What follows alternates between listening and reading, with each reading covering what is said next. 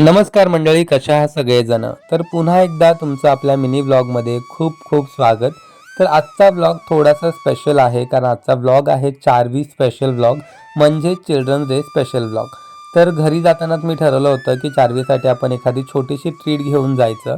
त्यामुळे मग सगळ्यात पहिले तर जाऊन चारवीचं फेवरेट असं आईस्क्रीम घेतलं.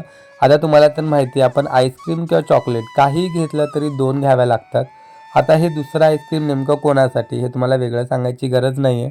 मी घरी जाऊन चारवीला आईस्क्रीम ज्यावेळेस दिलं ना, तर तिची रिॲक्शन ना खरंच खूप वेगळी होती. मला तर वाटलं आईस्क्रीम बघून ती प्रचंड खुश होईल. पण तिला दिलेलं आईस्क्रीम तिने खाण्याऐवजी साईडला ठेवलं आणि हे जे दुसरं आईस्क्रीम तू आणलंयस ते आधी मम्मीला दे, असं तिचं म्हणणं होतं. म्हणजे काय तो मायलेकींचा एकमेकींवरचा जीव.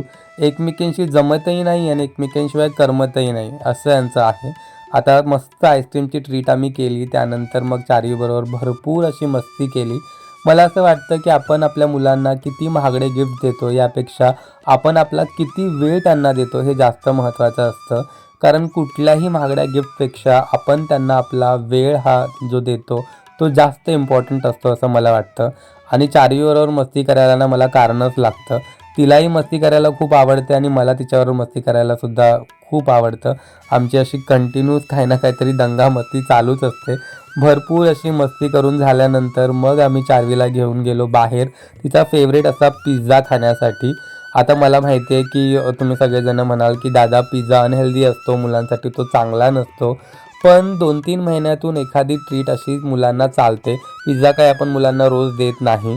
आणि पिझ्झा खाण्याची चारवीची स्पीड ती किती, म्हणजे आमचा अख्खा पिझ्झा खाऊन झाला ना तरी तिच्या हातात जो पहिला तुकडा दिलेला असतो ना तो तिचा संपलेला नसतो. पण पिझ्झा बघून तिच्या चेहऱ्यावरती जो आनंद असतो ना तो सगळ्यात जास्त महत्त्वाचा. आणि मुलांच्या या आनंदासाठीच तर आपण एवढी सगळी मेहनत करत असतो, नाही का? त्यामुळे मग छोटी मोठी अशी अधूनमधून त्यांना ट्रीट द्यायला काही हरकत नाही. आता आम्ही बाहेर खायला गेलो आणि आमचं फेवरेट असं मसाले दूध पिलं नाही असं तर होत नाही. मस्त मसाले दूध घेतलं. त्यानंतर मग येताना आम्ही गेलो स्वामींच्या मंदिरात. कारण पिझ्झा खाणं जेवढं इम्पॉर्टंट आहे त्यापेक्षा कितीतरी जास्त पटीने महत्त्वाचं आहे स्वामींचा आशीर्वाद घेणं.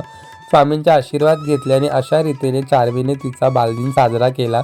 सगळ्यात पहिले तर आईस्क्रीम खाऊन, मग पिझ्झा खाऊन आणि शेवटी स्वामींचा आशीर्वाद आणि त्याचबरोबर स्वामींचा प्रसाद खाऊन. तर तुम्ही तुमच्या मुलांसाठी काय स्पेशल केलेत मला कमेंट करून नक्की सांगा आणि याचा ब्लॉग कसा वाटला ते सुद्धा सांगा. Bye bye.